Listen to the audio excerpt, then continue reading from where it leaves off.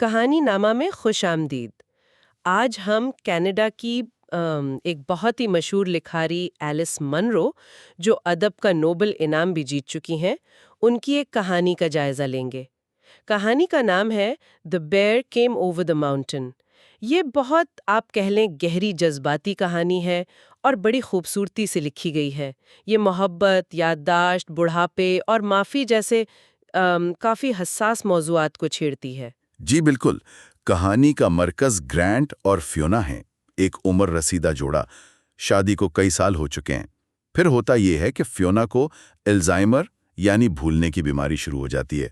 ان کی یادداشت آہستہ آہستہ کمزور ہوتی ہے اور پھر انہیں ایک نرسنگ ہوم میں دیکھ بھال کے لیے بھیج دیا جاتا ہے۔ اچھا، اور وہاں نرسنگ ہوم میں کہانی ایک نیا موڑ لیتی ہے۔ فیونا وہاں رفتہ رفتہ اپنے شوہر گرانٹ کو بھولنا شروع کر دیتی ہیں، اور ایک دوسری مریض ہے وہاں، اوبری، ان کے قریب ہو جاتی ہیں۔ ایک نیا سا آپ کہیں جذباتی تعلق بن جاتا ہے۔ جی ہاں۔ اور گرانٹ بیچارہ، ظاہر ہے دل تو ٹوٹا ہوا ہے اس کا، لیکن وہ صبر سے ملنے جاتا رہتا ہے۔ اسے ایک طرف تو یہ دکھ ہے کہ فیونا اسے بھول رہی ہے، اور دوسری طرف اسے اپنا ماضی بھی یاد آتا ہے، اپنی غلطیاں، وہ بے وفائیاں جو اس نے شادی کے دوران کیں، وہ سب کچھ ذہن میں آتا ہے۔ تو ایلس منرو اس کہانی کے ذریعے یعنی یہ دکھاتی ہیں کہ وقت کے ساتھ محبت کیسے بدلتی ہے، کیسے اس کی شکل تبدیل ہوتی ہے، اور معافی جو ہے وہ کیسے ایک بڑا عمل، ایک ایکٹ آف گریس بن جاتی ہے۔ تو آئیے اس کہانی کی گہرائی میں اترتے ہیں، اس کے جو اہم پہلو ہیں ان پر بات کرتے ہیں۔ ٹھیک ہے، کہانی جب شروع ہوتی ہے تو ہمیں فیونا کے پس منظر کا کچھ اندازہ ہوتا ہے۔ ان کا گھر، جو گرانٹ کو لگتا تھا کہ بڑا پرتعیش ہے، بے ترتیب سا ہے، بڑی بڑی کھڑکیاں ہیں۔ یہ چھوٹی چھوٹی باتیں بھی نا ان کی شخصیت کی طرف اشارہ کرتی ہیں۔ شاید وہ تھوڑی غیر روایتی سی تھی۔ ہاں، اور ان کی ماں کا ذکر بھی آتا ہے۔ آئس لینڈک پس منظر تھا ان کا، سفید بال، اور وہ سیاست میں دلچسپی رکھتی تھیں، بائیں بازو کی۔ والد صاحب مشہور کارڈیولوجسٹ یعنی دل کے ڈاکٹر، لیکن گھر میں شاید بیوی کا زیادہ اثر تھا۔ تو یہ ماحول، یہ پس منظر یقیناً فیونا پر اثر انداز ہوا ہوگا۔ بالکل، اور فیونا خود بھی کافی منفرد تھیں۔ اپنی گاڑی تھی ان کے پاس، مہنگے کشمیری سویٹر پہنتی تھیں، لیکن یونیورسٹی میں جو لڑکیوں کے عام گروپس ہوتے ہیں، سورورٹیز وغیرہ، ان کا حصہ نہیں بنی۔ وہ ان چیزوں سے تھوڑی الگ ہی رہیں، شاید اپنی والدہ کی طرح، اور انہیں کچھ خاص پرواہ بھی نہیں تھی اس کی۔ وہ لوگوں کا، یہاں تک کہ گرانٹ کا بھی ہلکا پھلکا مذاق اڑانے میں ماہر تھیں۔ ایک خاص چمک تھی ان میں۔ مجھے وہ منظر بہت پسند ہے، جب وہ پورٹ سٹینلے کے ساحل پر گرانٹ سے کہتی ہیں، کتنا مزہ آئے گا نا اگر ہم شادی کر لیں۔ کتنا بے ساختہ انداز ہے، اور گرانٹ فوراً ہاں کر دیتا ہے۔ اور وجہ کیا بتاتا ہے؟ اس میں زندگی کی چنگاری تھی۔ She had the spark of life. یہ بات بہت کچھ کہہ دیتی ہے۔ جی، اور یہی چنگاری ہے جو بعد میں بجھتی ہوئی محسوس ہوتی ہے۔ حال میں نرسنگ ہوم جانے سے کچھ پہلے ایک چھوٹا سا واقعہ ہوتا ہے۔ فیونا فرش پر اپنے سستے کالے جوتوں کے نشان دیکھ کر وہ جیسے معمول میں جھنجھلاتی ہیں ویسے ہی جھنجھلاتی ہیں۔ بظاہر یہ بہت معمولی بات ہے، لیکن منرو کی یہی تو خاصیت ہے۔ وہ ایسی چھوٹی تفصیلات سے آنے والے بڑے طوفان کا پتہ دیتی ہیں، جیسے ذہن پر کنٹرول کم ہو رہا ہے۔ اور پھر وہ یادداشت کی کمزوری کی زیادہ واضح نشانیاں، وہ پیلے رنگ کے چھوٹے چھوٹے نوٹس نہیں ہوتے جی، جو وہ گھر میں ہر جگہ لگانے لگتی ہیں۔ درازوں پر لکھ دیا، کٹلری یعنی چھری کانٹے، ڈش ٹاولز برتن صاف کرنے والے کپڑے، نائفز چھریاں۔ گرانٹ کے لیے دیکھنا کتنا تکلیف دے رہا ہوگا، جی پریشان کن بھی۔ یقیناً، اور پھر حالات اور خراب ہوتے ہیں۔ شہر جا کر فون بوتھ سے گھر کا راستہ پوچھ رہی ہیں، یا روز جو سیر کو جاتی تھیں اس میں راستہ بھول گئیں۔ وہ خود مذاق میں کہتی ہیں، لگتا ہے میرا دماغ خراب ہو رہا ہے، لیکن یہ مذاق نہیں تھا، یہ حقیقت بن رہا تھا۔ کبھی چولہا جلتا رہ گیا، کبھی کافی مشین میں پانی ڈالنا بھول گئیں۔ یہ چھوٹی چھوٹی چیزیں تھیں جو بتا رہی تھیں کہ مسئلہ بڑا ہے۔ آخر کار پر فیصلہ ہوتا ہے کہ فیونا کو نرسنگ ہوم بھیجا جائے۔ نام تھا اس کا میڈو لیک۔ وہاں جاتے ہوئے راستے میں وہ ایک جمی ہوئی جھیل کا ذکر کرتی ہیں کہ کیسے چاندنی رات میں وہاں سکیٹنگ کرتی تھیں۔ مجھے لگا پڑھتے ہوئے کہ شاید گرانٹ کے دل میں ایک امید جاگی ہو کہ اگر یہ یاد ہے تو شاید سب ٹھیک ہو جائے۔ ہاں، ایک لمحے کو امید ہوتی ہے، لیکن حقیقت زیادہ پیچیدہ ہے۔ میڈولیک کا ایک اصول بڑا سخت ہے کہ جو نئے مریض آتے ہیں ان سے پہلے 30 دن تک کوئی مل نہیں سکتا۔ مقصد تو یہ ہوتا ہے کہ مریض نئے ماحول میں ایڈجسٹ ہو جائے، لیکن گرانٹ کے لیے یہ 1 مہینہ بہت لمبا، بہت تکلیف دہ انتظار تھا۔ وہ روز فون کرتا تھا، خاص طور پر ایک نرس تھی کرسٹی، اس سے فیونا کا حال پوچھتا تھا۔ اچھا، اور کرسٹی اسے کیا بتاتی تھی؟ کہ فیونا پہلے ہفتے تو کچھ ٹھیک نہیں تھیں، لیکن پھر بہتر ہو گئیں، کھانا وانا ٹھیک سے کھا رہی ہیں، سن روم میں وقت گزارتی ہیں، کچھ دوست بھی بنا لیے ہیں۔ یہ سن کر گرانٹ کو کچھ تو اطمینان ہوا ہوگا، لیکن فکر تو رہتی ہوگی۔ بالکل، اور پھر وہ 30 دن پورے ہوتے ہیں اور گرانٹ فیونا سے ملنے جاتا ہے، پھول لے کر جاتا ہے، اور مصنفہ لکھتی ہیں کہ وہ اتنا ہی پرجوش اور گھبرایا ہوا تھا جیسے پرانے زمانے میں کسی نئی عورت سے پہلی بار ملنے جاتا تھا۔ یہ موازنہ، یہ کتنا معنی خیز ہے نا؟ ہاں، مطلب رشتہ کتنا بدل چکا ہے۔ وہ فیونا کو ایک بڑے کمرے میں پاتا ہے، وہاں کچھ لوگ تاش کھیل رہے ہیں۔ فیونا ایک میز پر بیٹھی ہیں جہاں برج کھیلا جا رہا ہے۔ یہ تاش کا ایک خاص کھیل ہوتا ہے۔ وہ خود نہیں کھیل رہی، بلکہ اپنے ساتھ بیٹھے ایک صاحب ہیں، اوبری، ان کا کھیل دیکھ رہی ہیں بڑے غور سے۔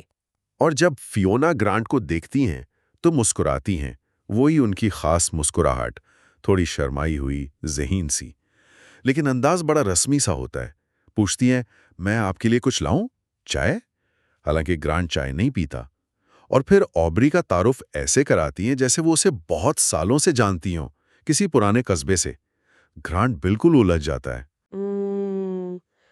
اسے سمجھ نہیں آتا، کیا وہ اسے پہچان نہیں رہے، یا یہ بیماری کا اثر ہے، یا کہیں وہ جان بوجھ کر تو ایسا نہیں کر رہی۔ یہ جو شک ہے نا، یہ کہانی میں ایک تناؤ رکھتا ہے۔ نرس کرسٹی اسے سمجھاتی ہے کہ دیکھو، یہاں مریضوں میں ایسی دوستیاں، ایسا لگاؤ، اٹیچمنٹس ہو جاتے ہیں۔ یہ ایک طرح کا آپ کہہ لیں مرحلہ ہے۔ وہ کہتی ہے learn to take it day by day, یعنی روز کی بنیاد پر دیکھو۔ یہ کہنا آسان ہے، پر گرانٹ کے لیے کرنا کتنا مشکل ہوگا۔ بہت مشکل۔ اور وقت کے ساتھ فیونا اور اوبری کا تعلق واقعی گہرا ہوتا جاتا ہے۔ وہ زیادہ تر وقت ساتھی ہوتے ہیں، برج کھیلتے ہوئے یا ہال میں ٹہلتے ہوئے۔ فیونا اوبری کا بہت خیال رکھتی ہیں، اس کے پتے ٹھیک کرتی ہیں، اسے چلنے میں سہارا دیتی ہیں۔ یہ تعلق ان دونوں کے لیے جیسے ایک دنیا بن جاتا ہے اس نرسنگ ہوم کے اندر۔ اور گرانٹ یہ سب دیکھ رہا ہے۔ ایک بار وہ چھپ کر انہیں، وہ جو کنزرویٹری ہوتی ہے نا، شیشے والا کمرہ پودوں والا، وہاں باتیں کرتے ہوئے سنتا ہے۔ فیونا کی دھیمی آواز، ان کی ہنسی، اور اوبری کے کچھ الفاظ، اسے ان کے بیچ ایک اپنائیت، ایک قربت کا احساس ہوتا ہے۔ کیا گزرتی ہوگی اس کے دل پر؟ یہ بہت پیچیدہ صورتحال ہے۔ گرانٹ اب ہفتے میں صرف 2 بار جاتا ہے، بدھ اور ہفتے کو۔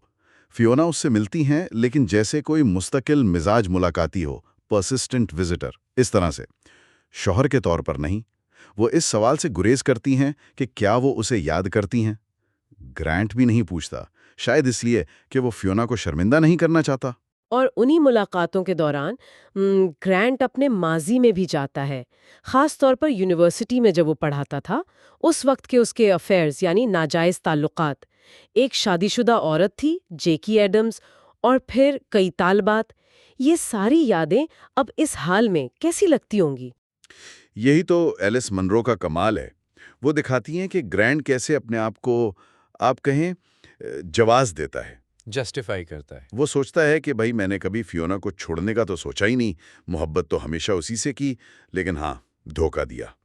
وہ یہ بھی سوچتا ہے کہ ان تعلقات سے اسے ایک عجیب سی توانائی ملتی تھی، انرجی، زندگی بہتر لگتی تھی۔ یہ کتنا عجیب ہے نا؟ ایک طرف بیوی کی یادداشت جا رہی ہے، اس کا دکھ ہے، اور دوسری طرف اپنی بے وفائیوں کو اس طرح یاد کر رہا ہے۔ ہاں، یہ یادداشت کا کیسا کھیل ہے۔ وہ یہ بھی یاد کرتا ہے کہ ان افیئرز کی وجہ سے اسے یونیورسٹی میں مسئلہ ہوا، لوگ سرد مہر ہو گئے، اور آخر کار اس نے جلدی ریٹائرمنٹ لے لی اور فیونا کے ساتھ گاؤں آ گیا۔ اسے لگتا ہے کہ یہ تبدیلی عین وقت پر ہوئی، جسٹ ان ٹائم، اس سے شادی بچ گئی۔ تو کیا اب فیونا کا اسے بھول جانا اور اوبری سے وہ تعلق، کیا یہ لاشعوری طور پر ماضی کا کوئی حساب ہے؟ بالکل، یہ امکان موجود ہے۔ اور پھر وہ دن آتا ہے جب گرانٹ فیونا کے لیے آئس لینڈ پر ایک کتاب لے کر جاتا ہے۔ اسے پتہ چلتا ہے کہ فیونا کی طبیعت ٹھیک نہیں ہے۔ وہ ان کے کمرے میں جاتا ہے تو منظر بہت بہت دکھ بھرا ہے۔ فیونا بستر پر ہے، چہرہ زرد ہے۔ آبری ویل چیئر پر ان کے پاس بیٹھا ہے اور اس نے جیکٹ ٹائی پہنی ہوئی ہے۔ دونوں کے چہروں پر شدید دکھ ہے۔ وہ ایک دوسرے کا ہاتھ پکڑے ہوئے ہیں۔ گرانٹ فوراً سمجھ جاتا ہے آبری جا رہا ہے۔ اس کی بیوی آئی ہے ماریان، اسے واپس گھر لے جانے۔ آبری رونے لگتا ہے، فیونا اسے تسلی دے رہی ہیں، اور پھر وہ گرانٹ کی طرف دیکھتی ہیں اور بہت دھیمی آواز میں پوچھتی ہیں، کیا تمہارا یہاں کوئی اثر و رسوخ ہے؟ Do you have any influence here? یہ جملہ تو جیسے تیر کی طرح لگتا ہے۔ وہ اس آدمی سے مدد مانگ رہی ہیں جسے وہ ٹھیک سے پہچانتی بھی نہیں، اپنے شوہر سے، کہ اس کے نئے محبوب کو بچا لو۔ گرینٹ بالکل بے بس، کیا کرے وہ باہر نکل جاتا ہے۔ نرس کرسٹی کہتی ہے کہ اچھا ہے آبری چلا جائے، یہ اذیت، یہ ایگنی ختم ہو۔ وہ یہ بھی کہتی ہے کہ فیونا جلدی اسے بھول جائے گی، ان کی یادداشت کمزور ہوتی ہے، دیو گاٹ شارٹ میموریز۔ لیکن کیا واقعی ایسا ہوتا ہے؟ نہیں، بالکل نہیں ہوتا۔ آبریوچ جانے کے بعد فیونا بہت شدید ڈپریشن میں چلی جاتی ہیں، کھانا پینا بہت کم کر دیتی ہیں، بالکل خاموش، اداس، وزن تیزی سے گرتا ہے، اور وہ گرانٹ سے اور بھی دور ہو جاتی ہیں، شاید اس لیے کہ اس کے خیال میں گرانٹ نے آبری کو روکنے کے لیے کچھ نہیں کیا، اس کی مدد نہیں کی۔ تو کرسٹی کی بات غلط ثابت ہوتی ہے، جذباتی یادداشت شاید الفاظ کی یادداشت سے زیادہ گہری ہوتی ہے۔ پھر نرسنگ ہوم کی جو سپروائزر ہیں وہ گرانٹ کو خبردار کرتی ہیں کہ اگر فیونا کی حالت ایسی ہی رہی تو اسے اوپر والے فلور پہ بھیجنا پڑے گا جہاں زیادہ بیمار مریض ہوتے ہیں۔ یہ سن کر گرانٹ کو واقعی ڈر لگتا ہے کہ وہ فیونا کو پوری طرح کھو دے گا۔ وہ ایک آخری، شاید مایوسی میں ایک کوشش کرنے کا فیصلہ کرتا ہے۔ وہ آبری کی بیوی ماریان کو ڈھونڈتا ہے، اس سے ملنے جاتا ہے تاکہ درخواست کر سکے کہ وہ آبری کو فیونا سے ملوانے کے لیے واپس لے آئے۔ ماریان کا گھر بڑا صاف ستھرا، منظم، اس کی شخصیت بھی ویسی ہی عملی، پریکٹیکل لگتی ہے۔ وہ شروع میں تو شک کرتی ہے گرانٹ پر، لیکن پھر اندر بلا لیتی ہے۔ گرانٹ اس سے پوچھتا ہے کہ کیا وہ آبری کو ہفتے میں ایک بار فیونا سے ملوا سکتی ہے، یا چلو وہ خود ہی لے آئے گا آبری کو۔ لیکن ماریان صاف انکار کر دیتی ہے، کہتی ہے اس سے آبری پریشان ہوگا، کنفیوز ہوگا، اور یہ کہ اس کے پاس اتنے پیسے نہیں ہیں کہ وہ آبری کو مستقل نرسنگ ہوم میں رکھ سکے، اسے اپنا گھر بھی تو چلانا ہے۔ ماریان کا جو نقطہ نظر ہے نا، وہ بہت حقیقت پسندانہ ہے۔ وہ اپنی مشکلات بتاتی ہے، کیسے آبری کی کمپنی نے انہیں مشکل میں چھوڑا، پھر وہ بیمار ہو گیا۔ وہ کہتی ہے، یہ زندگی ہے، آپ زندگی کو ہرا نہیں سکتے، it's just life, you can't beat life. وہ گرانٹ کو جیسے ایک غیر حقیقی، جذباتی سا بندہ سمجھتی ہے جو زمینی سچائیوں کو نہیں سمجھتا۔ یہ دو بالکل مختلف دنیاؤں کا ٹکراؤ ہے۔ گرانٹ مایوس ہو کر واپس آتا ہے، اسے ماریان جیسے عملی لوگوں کے سامنے اپنی بے بسی کا احساس ہوتا ہے۔ لیکن گھر پہنچتا ہے تو آنسرنگ مشین پر ماریان کا پیغام ہے۔ یہ کہانی میں ایک اور بالکل غیر متوقع موڑ ہے۔ جی ہاں، ماریان نے اسے ہفتے کی رات ایک ڈانس پارٹی ہے مقامی کلب میں، سنگلز ڈانس، وہاں آنے کی دعوت دی ہے۔